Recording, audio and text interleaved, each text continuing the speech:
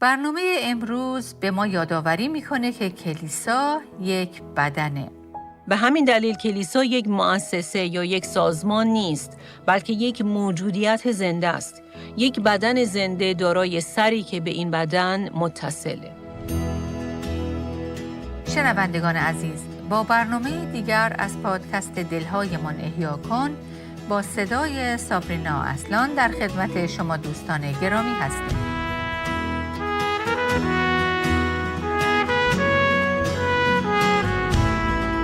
به نظر شما این حقیقت که عیسی سر ماست چه تأثیری میتونه در زندگی ما از خودش به جا بذاره؟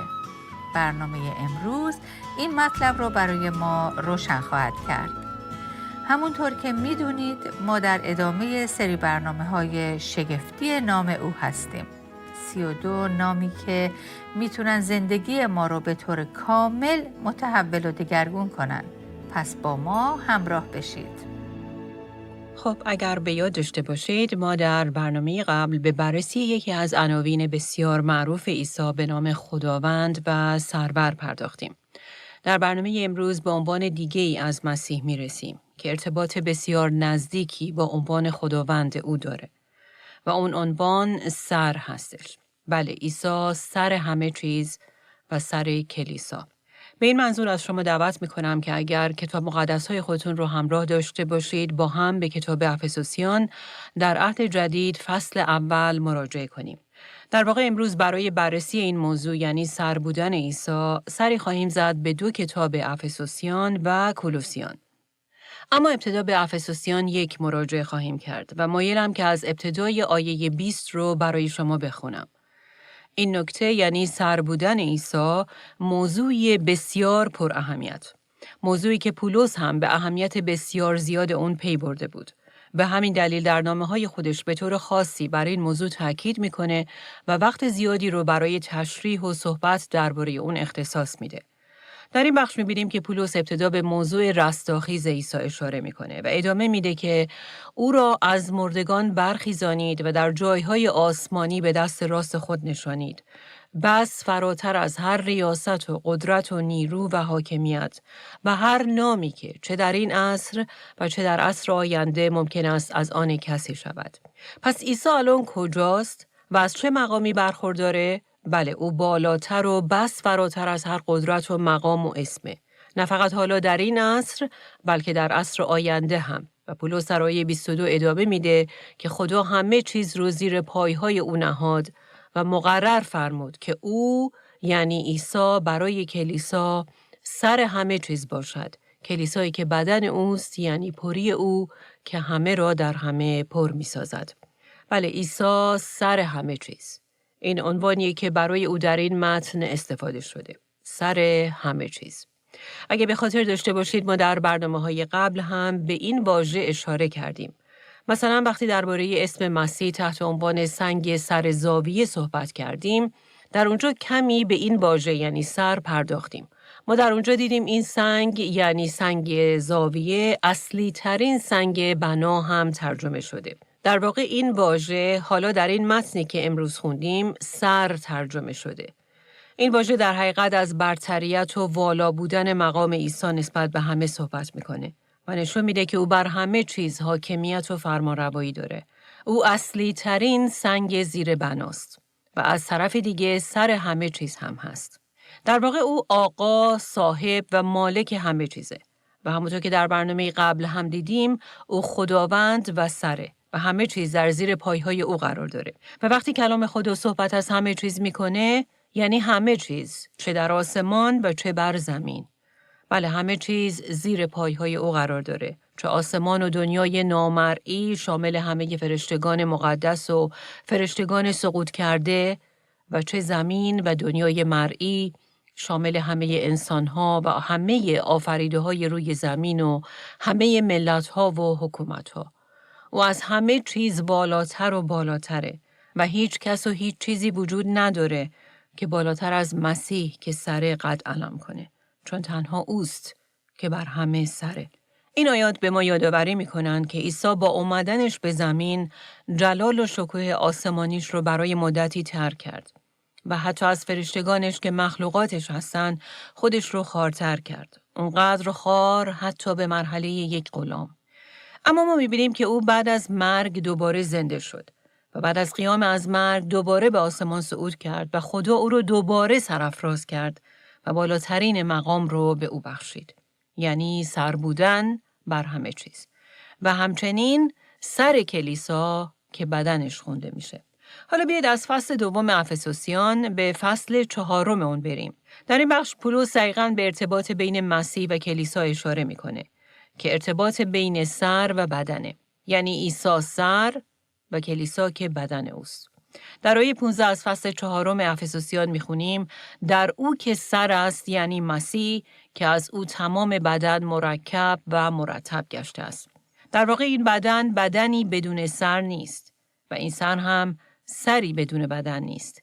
این بدن و سر به هم متصل هستند. بله عیسی سر ماست، سری که منشأ و اداره کننده بدن خودشه و این بدن ما ایمانداران او هستیم. در آیه 16 میخونیم تحت هدایت مسیح است که تمام اعضای بدن او یعنی کلیسا در جای خود قرار میگیرند و هر اندام با روش خاص خود به اندامهای دیگر کمک میکند به طوری که تمام بدن در تندرستی کامل و پر از محبت رشد میکنند. و این هرگز میسر نمیشد اگر مسیح سر ما نبود. حالا بیاید به فصل 5 افسوسیان مراجعه کنیم. در آیه 23 میخونیم شوهر سر زن است که البته در چند دقیقه آینده درباره این صحبت خواهیم کرد. اما توجه کنید در بقیه آیه میخونیم چنان که مسیح نیز سر کلیسا بدن خیش و نجات دهنده آن است. حالا بیاید به کتاب کولوسیان بریم. کلیسای کولوسی در وضعیتی کمی متفاوت با افسوسیان قرار داشت. در کلیسای کولوسی معلمین دروغینی رخنه کرده بودند که برای این کلیسا مشکلات زیادی به وجود آورده بودند. اونها در واقع از درون خود افراد کلیسا بودند و با تعالیم غلط خودشون خیلی دردسرآفرین شده بودند. و در این بین سوالی که پیش میاد اینه که چطور باید با بدعت و آموزه‌های اشتباه برخورد کرد.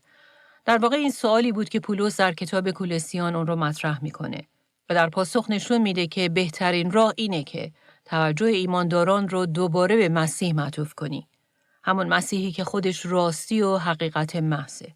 عیسی که عالی ترین و بالاترین مقام رو در کلیسا داره و تنها سر کلیساست و فوق هم است. در فصل اول کولوسیان آیات 17 و 18 میخونیم او یعنی عیسی پیش از همه چیز وجود داشته و همه چیز در او قوام دارد. او بدن یعنی کلیسا را سر است. او سرآغاز و نخست‌زاده از میان مردگان است تا در همه چیز برتری از آن او باشد. بنابراین کلام خدا به ما نشون میده که عیسی از بالاترین مقام ممکنه برخورداره.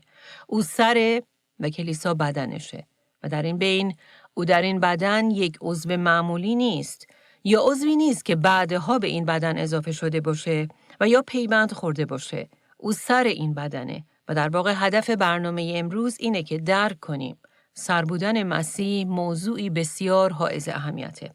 حالا بیاید که به فصل 2 کولوسیان مراجعه کنیم. در آیه 9 از این فصل میخونیم زیرا الوهیت با همه کمالش به صورت جسمانی در مسیح ساکن است. بله او خدایی که جسم به خودش گرفته و هنوز حتی در آسمان هم بدن انسانی رو داراست. بدنی جلال یافته و همونطور که در این آیه هم خوندیم الوهیت و ذات الهی با همه کمالش بدون هیچ نقصی به صورت جسمانی در مسیح ساکن شده. و در بقیه آیه هم میگه و شما در او که همه ریاست‌ها و قدرت‌ها را سر است از کمال برخوردار گشته اید. بله او همه قدرت‌ها و ریاست‌ها رو سر همه و بالاتر از همه. لازم به ذکری که معلمین دروغینی که در کلیسای کولوسی بودند مدعی بودند که اونها به دلیل وجود برخی از باورهاشون از دیگران روحانی‌تر بودند. باورهایی سری و استعاری که امروزه در طبقه بندی عرفان قرار دارن. اونا در واقع معتقد بودند که مکاشفاتی بس عمیق‌تر و برتر بر اونها آشکار شده و به همین دلیل هم خودشون رو افرادی میدونستند با دانشی بس عمیق‌تر نسبت به دیگران. پس غرور و تکبری روحانی وجودشون رو فرا گرفته بود و با این مکاشفات عرفانی و صوفی معابانه خودشون به دیگران فخر فروشی می‌کردند. به همین دلیل هم پولس درباره این افراد در آیه 18 از فصل دوم کولوسیان اینطور می‌نویسه: چنین کسی شیفته اموری است که در رویاهایش دیده است و افکار نفسانیش او را با خیالهای پوچ مغرور ساخته است. پولس در آیه 19 به اشتباه اصلی و ریشه‌ای این افراد اشاره می‌کنه و میگه آنها پیوندشان را با سر از دست دادند. در واقع اونچه که موجب انحراف در باورها و تعلیماتشون شده بود، از این نشأت می‌گرفت که نسبت به سر که مسیح باشه، اتصال و وابستگیشون رو از دست داده بودند و یه جورایی مستقل از مسیح عمل می‌کردند. اونا مسیح و کلامش رو ترک کرده بودند و به دنبال این چنین آموزه‌های اشتباه رفته بودند و بنابراین تعالیم عجیب و غریب و مخالف با آموزه اصلی کلام خدا رو جایگزین آموزه اصلی و حقیقی کلام خدا کرده بودند. بله، به زبان ساده اونها عیسی رو ترک کرده بودند و محکم به او که سره نچسبیده بودند. همون سری که در بقیه آیه 19 درباره او میخونیم: تمام این بدن که به وسیله مفاصل و بندها نگاه داشته می شود و به هم متصل می گردد، به مدد سر رشد می کند، با رشدی که از خدا سرچشمه می گیرد. بله، هنگامی که من و شما خودمون رو از سرمون عیسی جدا می کنیم و وقتی که مستقل و جدا از او عمل می کنیم، شروع می کنیم به باورهای عجیب و غریب و مخالف کلام خدا و بر دیگران هم تأثیر می ذاریم. و این باورهای غیر کتاب مقدسی رو به خورد اونها هم میدیم. پس حالا ما دیدیم که کلام خدا بر این تاکید میکنه که ما ایمانداران به عنوان کلیسا بدن مسیح هستیم و او سر ماست. این در واقع توصیفیه که کلام خدا در ارتباط با رابطه ما ایمانداران با مسیح ارائه میده. بدن و سر.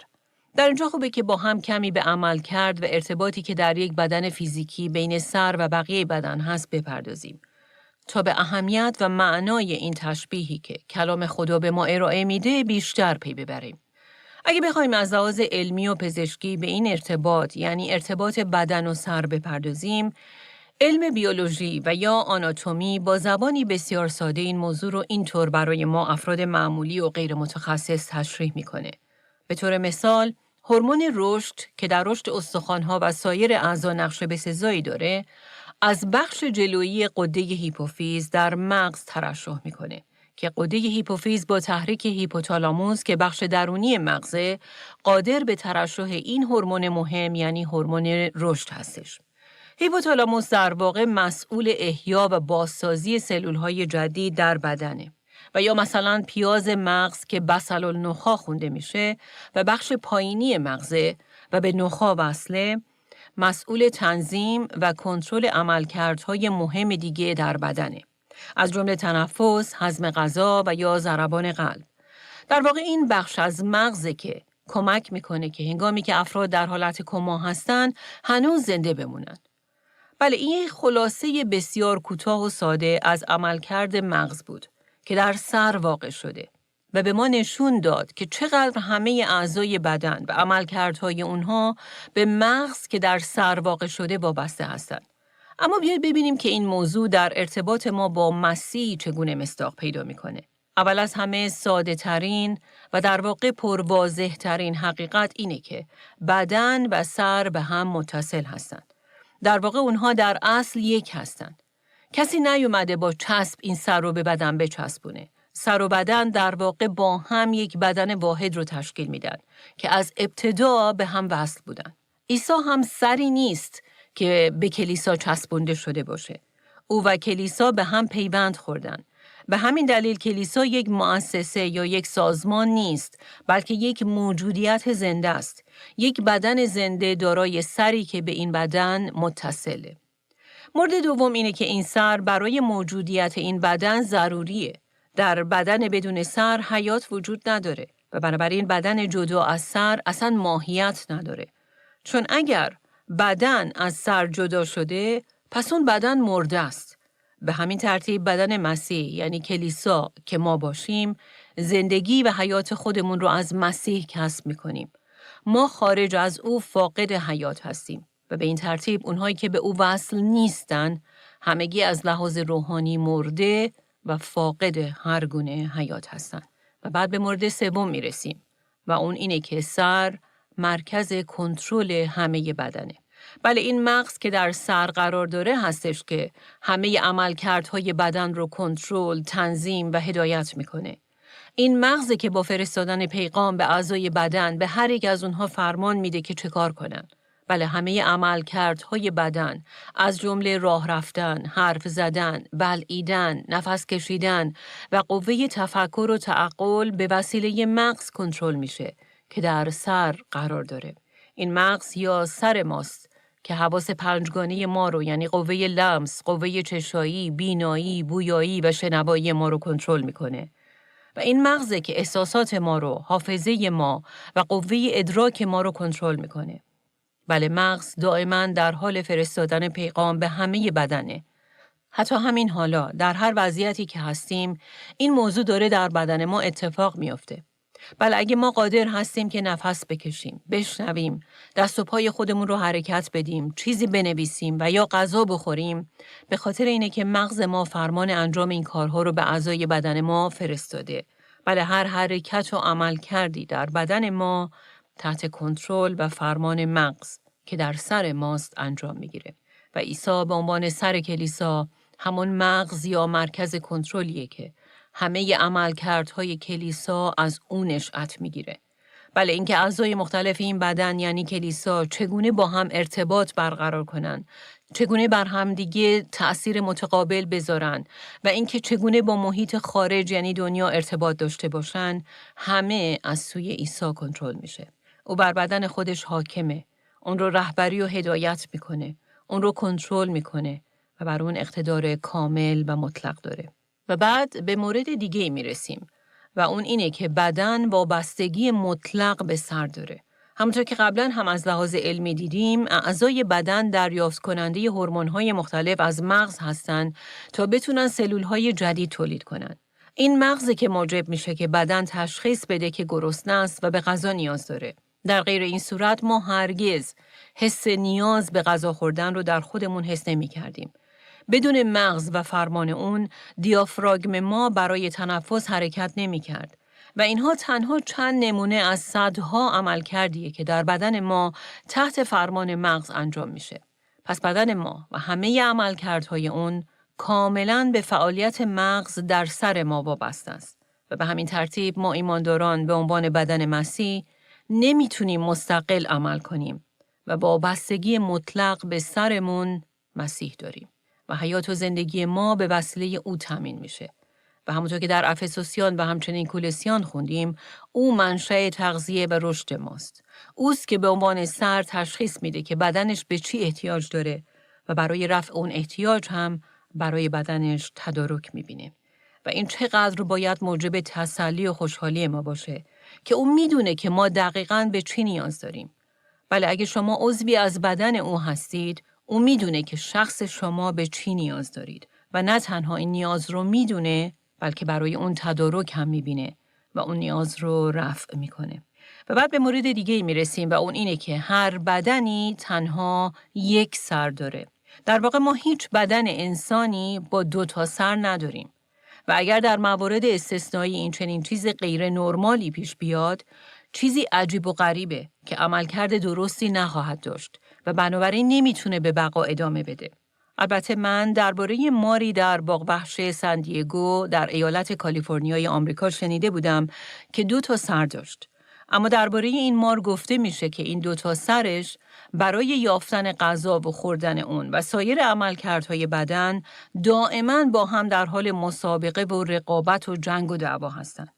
و این خودش نشون میده که در نهایت اینها همدیگر رو نابود میکنن و به این ترتیب اون مار از بین میره. بله این اون چیزیه که برای بدنی که 2 سر داشته باشه دیر یا زود اتفاق میفته. و همونطور که قبلا هم اشاره کردیم بدن انسان 1 سر داره. اگه بدنی با 2 سر به دنیا بیاد این نرمال نیست. و به همین ترتیب ما باید به یاد داشته باشیم که بدن مسیح هم یعنی کلیسا تنها 1 سر داره و اون هم عیسی است.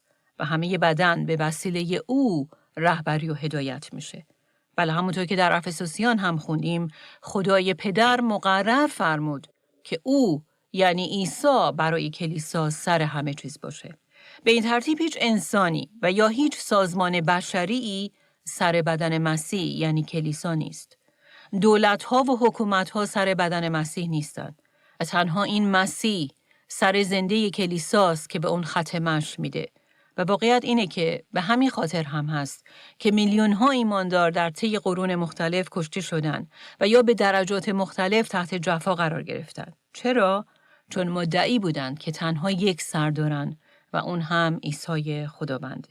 این مسلمه که عیسی در کلیسای خودش افرادی رو به عنوان شبان و معلم مقرر کرده تا تحت شبانی اصلی و سریت عیسی کلیسای او رو شبانی تغذیه و رهبری کنند. اما حتی اونها هم هدایت و مسیر راه رو از مسیح باید دریافت کنند. در واقع اونها افرادی هستند که تحت اقتدار و سربری و خداوندی و سریت او عمل میکنند. بله، کلیسای فلان شبان نیست، بلکه کلیسای مسیحه. این بدن تنها یک سر داره و باید نسبت به او خودش رو متعهد و وفادار نگه بداره. و بعد به مورد دیگه هم میرسیم و اون اینه که در هر بدن فیزیکی هر عضوی ارتباط مستقیم با سر داره. در واقع توسط مغز کنترل میشه و این در ارتباط با ما به عنوان کلیسا و بدن مسیح هم مصداق داره. هر یک از اعضای بدن مسیح هم باید رابطه‌ای شخصی با سر خودشون یعنی عیسی داشته باشن. به همین دلیله که پولس در نامه خودش به کولوسیان مینویسه که باید محکم به سر که مسیحه بچسبن و پیوند خودشون رو با او قطع نکنن و در نهایت در اطاعت دائمی او بمونن. نکته جالب و قابل توجه اینه که وقتی ما در ارتباطی صحیح با سرمون یعنی مسیح هستیم، نتیجه این میشه که ما ارتباطی صحیح با دیگر اعضای بدن مسیح هم خواهیم داشت. بله، واقعیت اینه که توانایی و قابلیت ما در حل و فصل مسائل با دیگر ایمانداران، با همسرمون، با اعضای خانوادهمون و غیره همگی بستگی به رابطه ما با سرمون عیسی داره.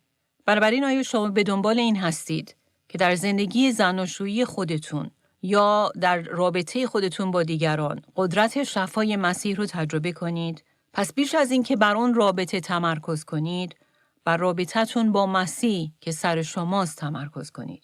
و وقتی هر دوی شما یعنی هم شما و هم همسرتون در رابطه‌ای صحیح با این سر یعنی عیسی باشید، با یکدیگر هم رابطه‌ای صحیح خواهید داشت. و این اصل در ارتباط با جدایی‌ها و تنش‌های داخل کلیسا هم مصداق داره. و بعد به مورد دیگه‌ای میرسیم و اون اینه که در یک بدن فیزیکی اگر عضوی از سایر اعضا جدا بشه و ارتباطش رو با اونها قطع کنه، در واقع ارتباطش رو با سر قطع کرده. دست شما، پای شما، معده و یا روده شما و خلاصه هر عضو دیگه از بدن در هر جایی که قرار داره، اگر مستقل از بقیه اعضا عمل کنه، ارتباطش با سر هم قطع خواهد شد. من و شما هم به عنوان ایمانداران به مسیح نمیتونیم شکوفا بشیم و کار خودمون رو درست انجام بدیم مگر اینکه به همراه سایر اعضا به یکدیگه و به سر متصل باشیم.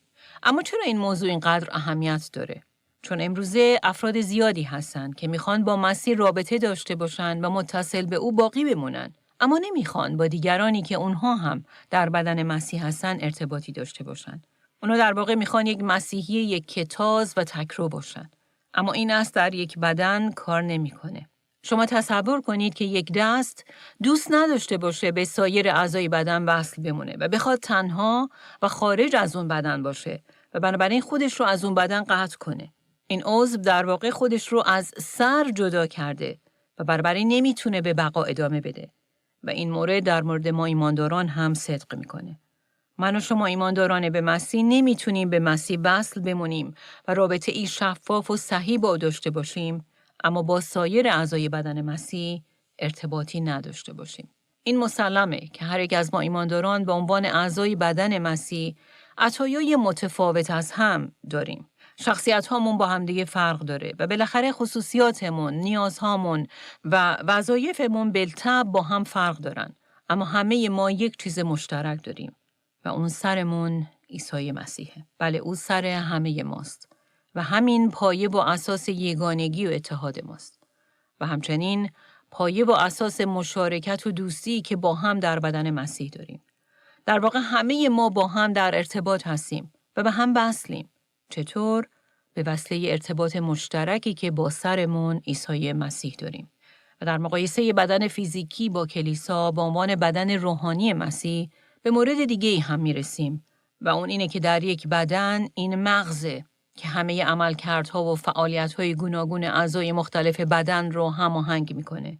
به همین ترتیب این مسیح سر ماست که تمام بدن رو در کنار هم نگه می‌داره و موجبات همکاری اعضا رو با هم فراهم میکنه. اگر ما در صدد باشیم که با خودرأیی یکی سواری کنیم و خودمون رئیس و سر خودمون باشیم، بدن مسیح رو تبدیل به مجموعه‌ای آشفته و در هم ریخته خواهیم کرد. چیزی که متاسفانه امروزه در دنیای مسیحیت خیلی دیده میشه. اما در مقابل اگه هر یک از ما و با هم تحت رهبری و سریعت مسیح قرار بگیریم، او موجبات رشد و ترقی هر عضو رو فراهم خواهد کرد و روابط اعضای مختلف رو در هماهنگی و نظم قرار خواهد داد.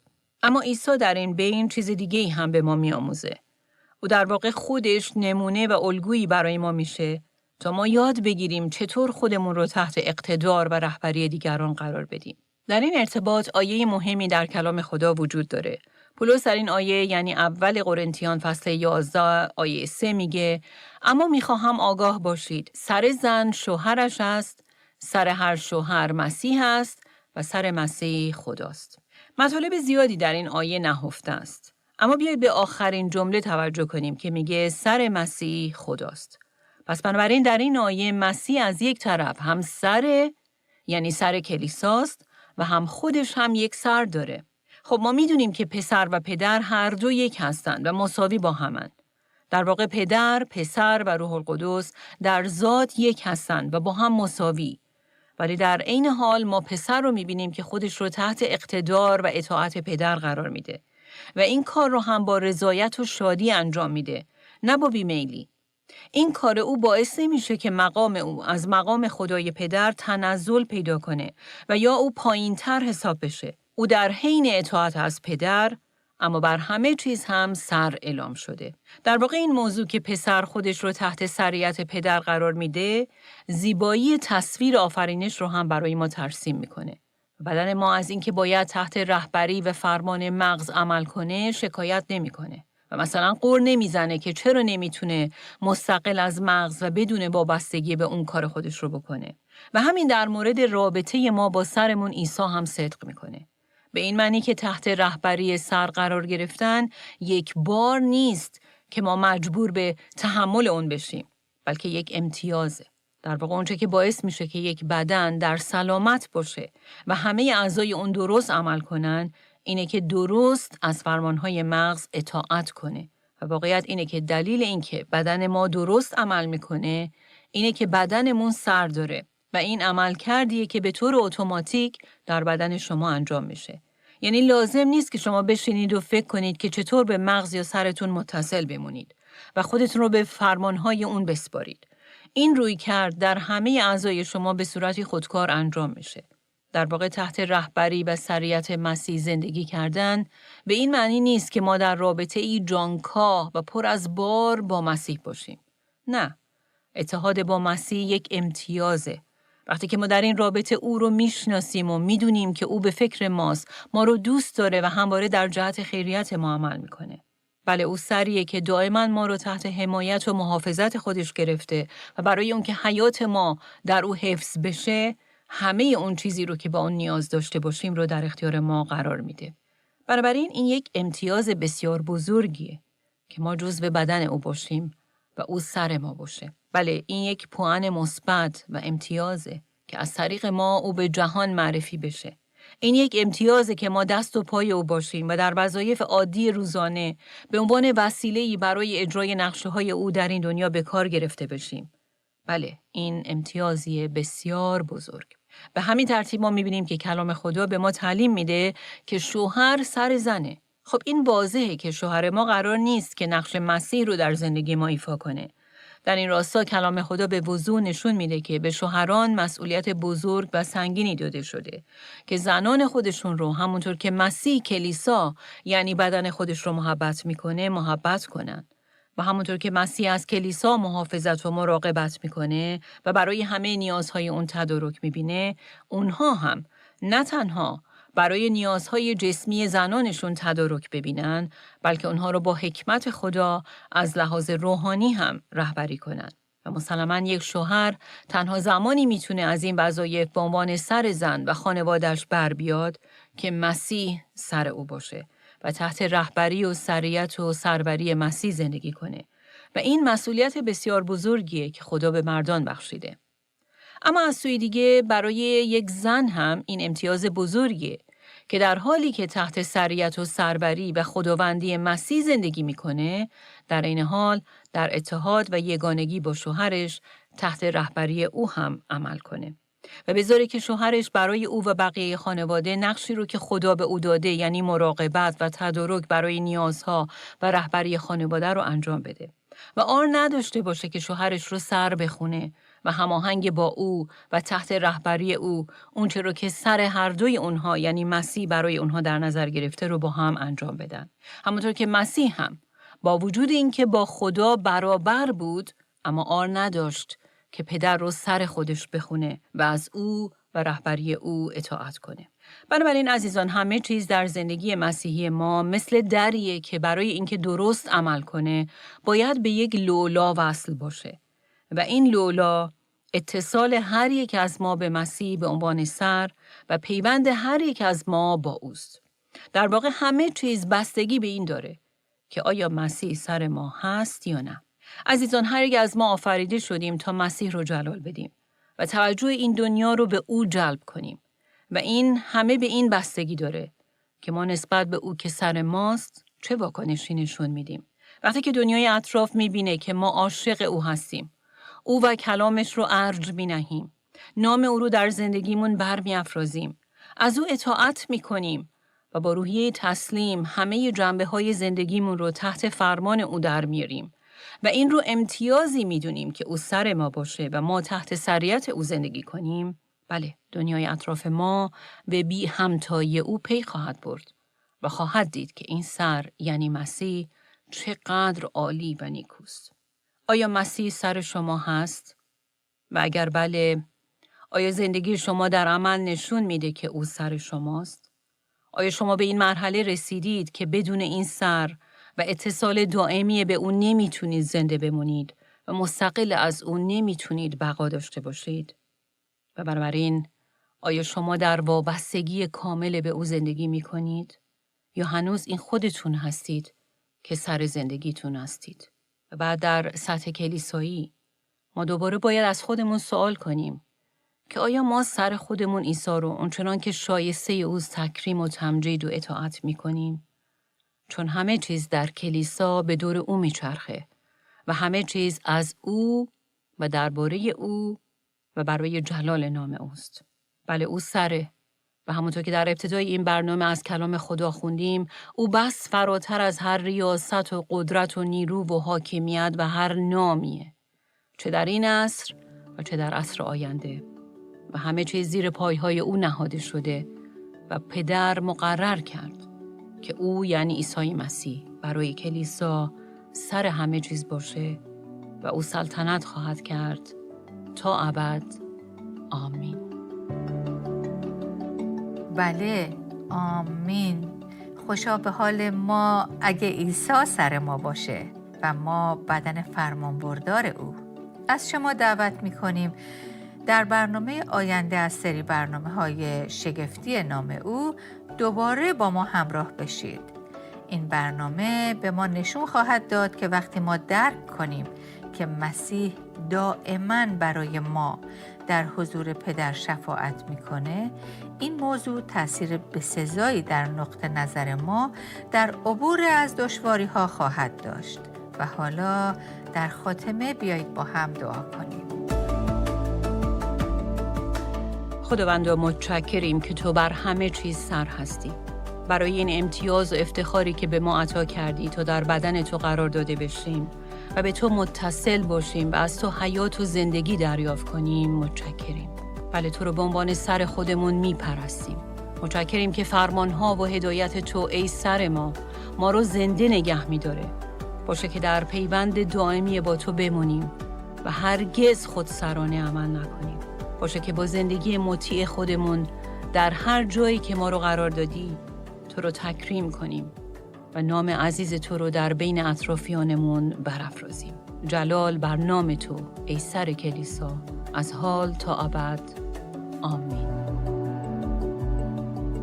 آنچه در این برنامه‌ها به سمع شما شنوندگان گرامی میرسد، تعالیم نانسی دیماس ولگموت با صدای فارسی سابرینا اصلان است. ترجمه و تهیه این برنامه‌ها حاصل همکاری دو مؤسسه دلهایمان احیا کن و راستی می باشد. برای شنیدن یا بارگزاری سایر برنامه‌ها می توانید به تارنمای دلهایمان احیا کن .org مراجعه کنید.